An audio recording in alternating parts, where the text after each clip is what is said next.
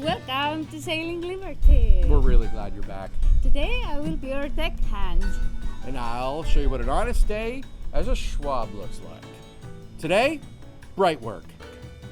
I will give you a scuttlebutt in step-by-step interlock system. Let's get grinding! Today on Sailing Liberty.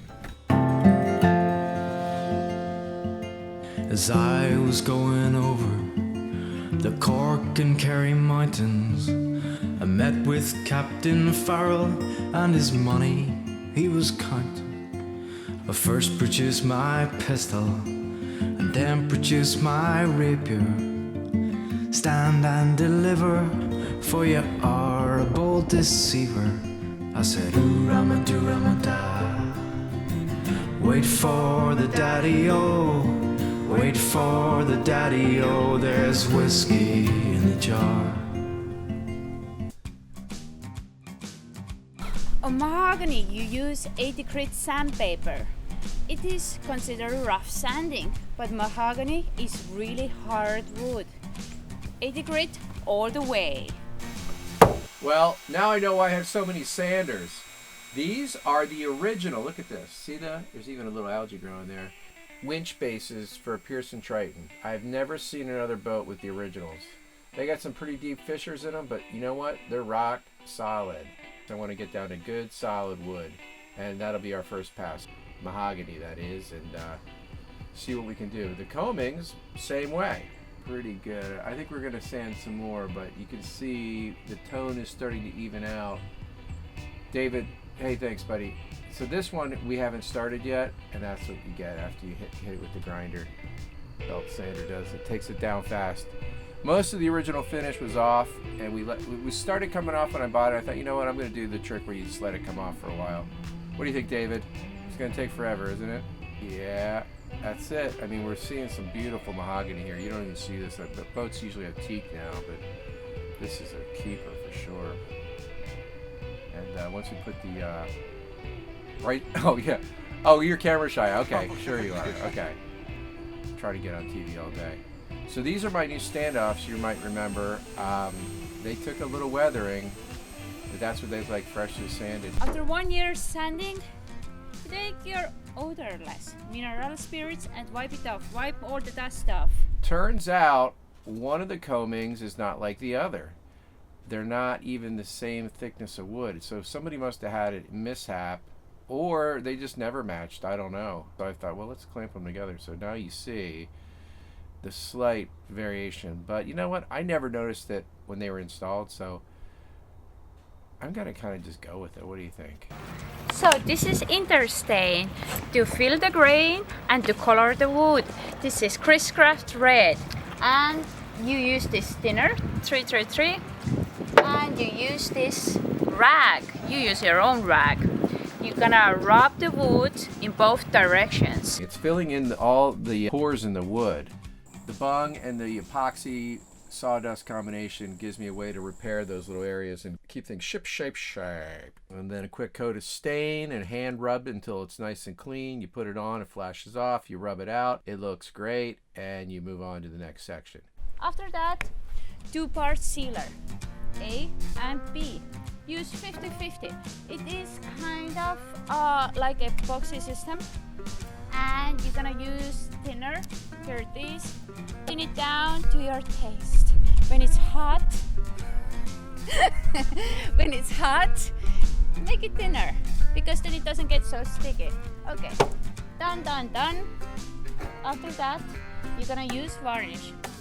Oh, and chip brush. This is a varnish coat.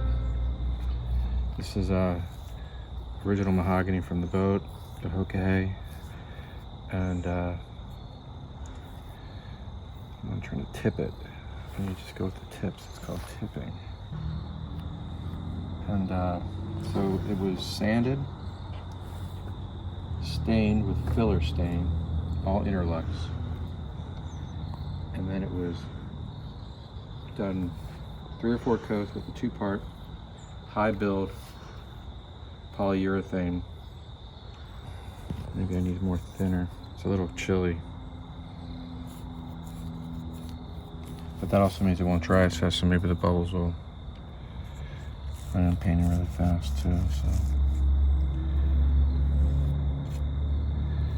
I don't know, this is a lot of coats on here already. Getting the Hokkei ready to sail. She's almost ready except for this cosmetic work, this bright work. And once this bright work is on, back on the boat, the combings especially, and these winches, and these cleat mounts, and the washboards. We'll have, there's also some parts here for the dinghy.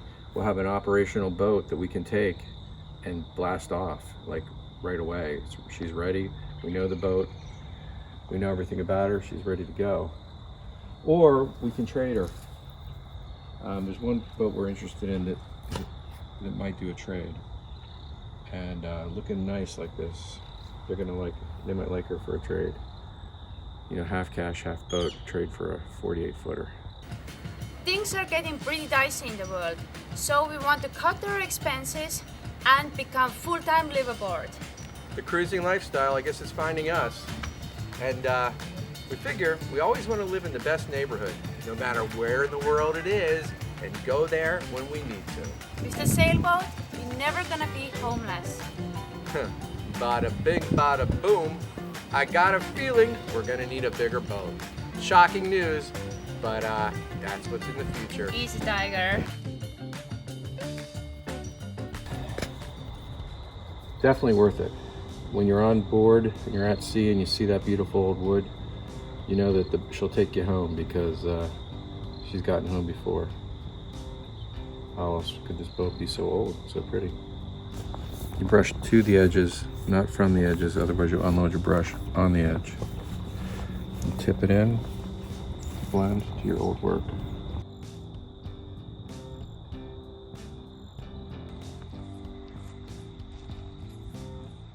Original starboard combing off of this 1966 Pearson Triton. Get some out. Want to see what I do with these?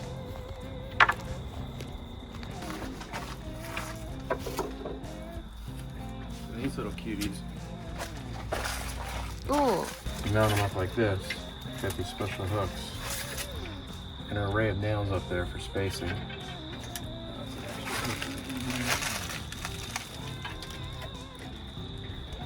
Put them through the screw hole. So now you can paint everything at once. So this is all the horse farm, yes? Yep, this is it's an old gentleman's farm, but it's set up as a horse farm right now.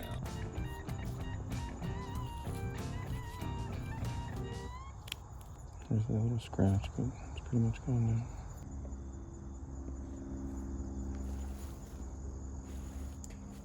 The camper Nicholson is one of the oldest boat manufacturers in the world that's still operating. Making big boats is what they do. They make a lot of like mega yachts. So they're totally cool with big boats. And their quality is supposedly one of the best. And this particular boat, their center cockpit, 48-footer, is reviewed as an excellent sailing center cockpit, where there are many center cockpits that don't offer you much in the way of sailability. So it's generous accommodations, great sailing boat, good sized boat for a liveaboard, and it's a beautiful boat. It's traditional. It's got overhangs on both ends. It basically is a scaled up version of our boat, the Pearson Triton. And we love our boat and the way she sails, and the comfort at sea and all these things. So we're hoping to find a boat just as friendly, but a lot bigger.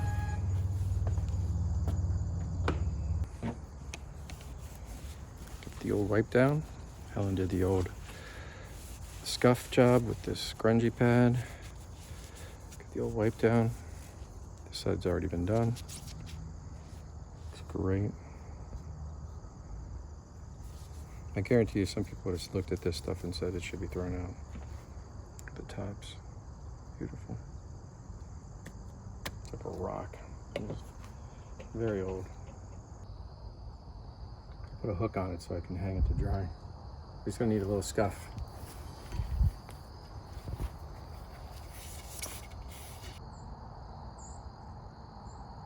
Right, that's good. Doesn't take long. Show me. Alright, so that sucker goes. It's a meditation. What are you gonna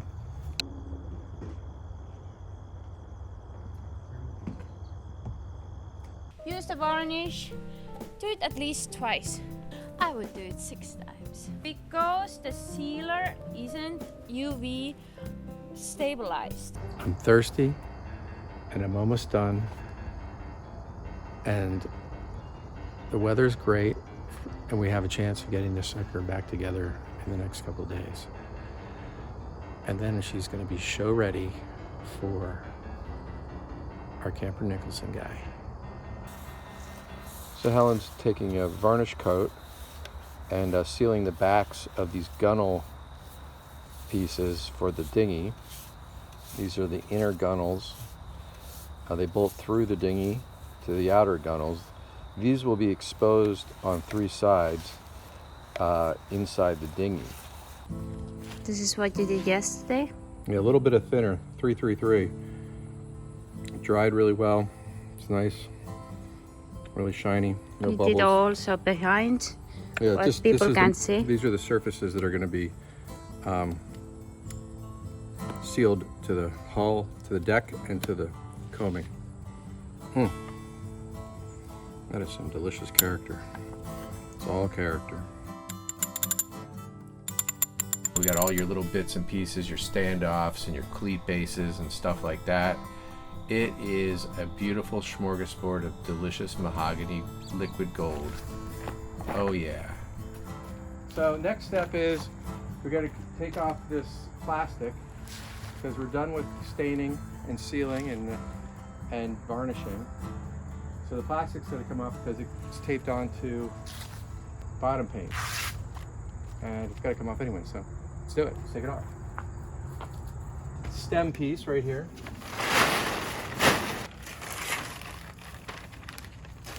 Here it is. Stainless steel gunnel stem. So I'll pull this down from here and then we'll go on up on deck and work the edge. Guaranteed it didn't get any stain on the top sides of the boat. That would have been a nightmare. Can you imagine trying to get stain off a white boat? Forget about it. It really came out great.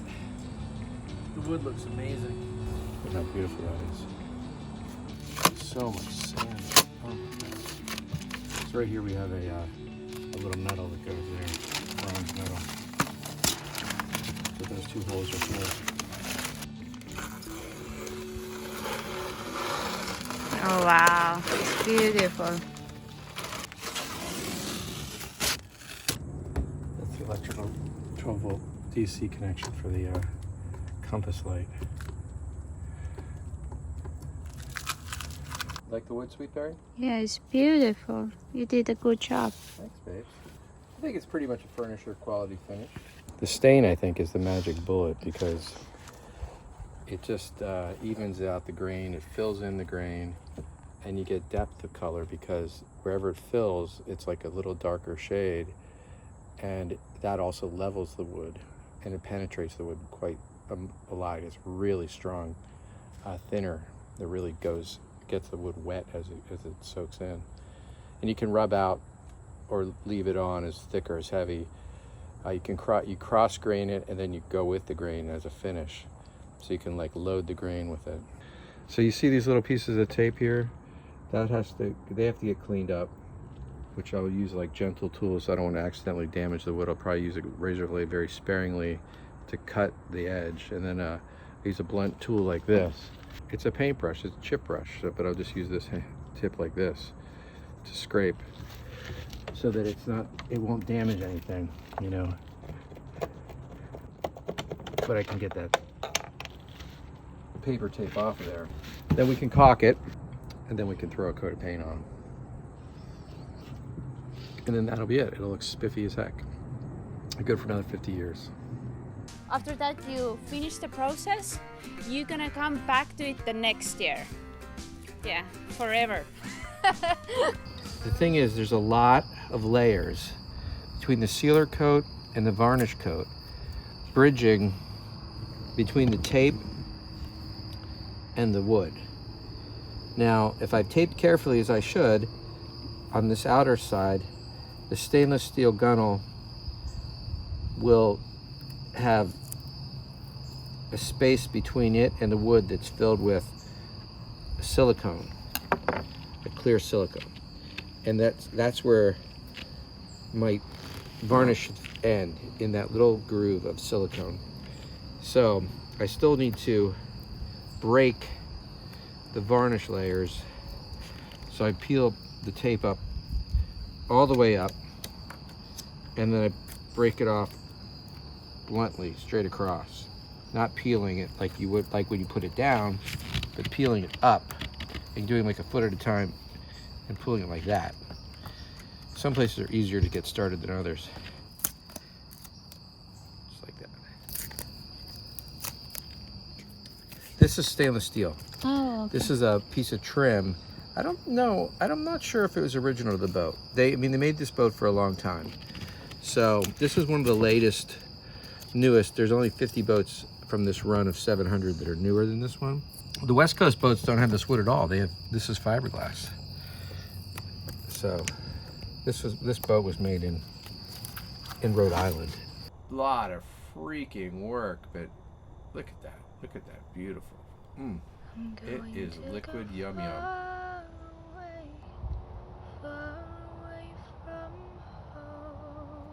So today we're gonna do a bottom paint for the Hawkeye.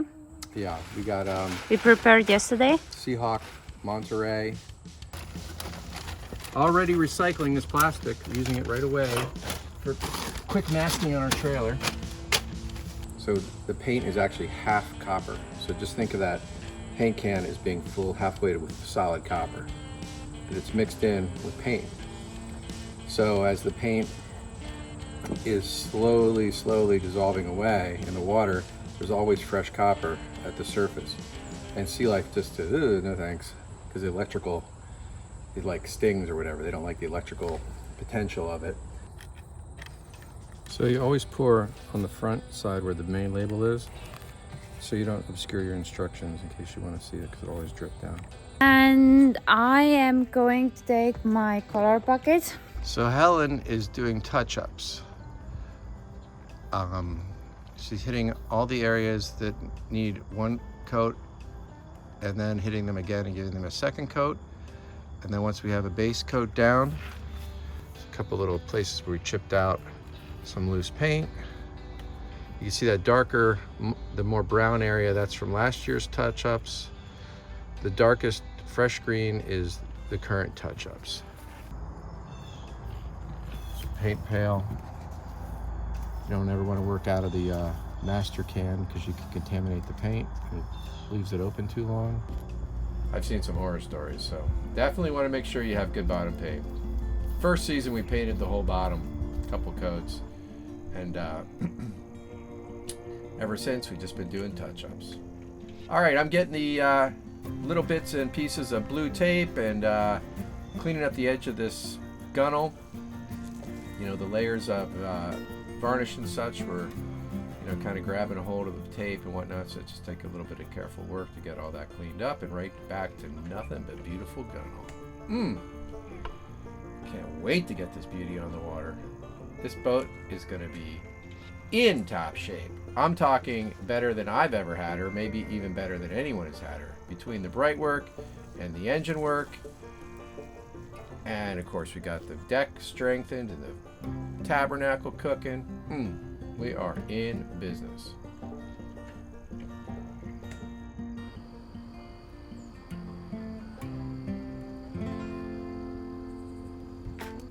Well, that was some grinding. Some gentle strokes with the brush as well. We achieved the wet look, high class. Smooth as a baby's bottom. And you're the baby. thanks for watching. We love ya. We'll see you next time on Sailing Liberty.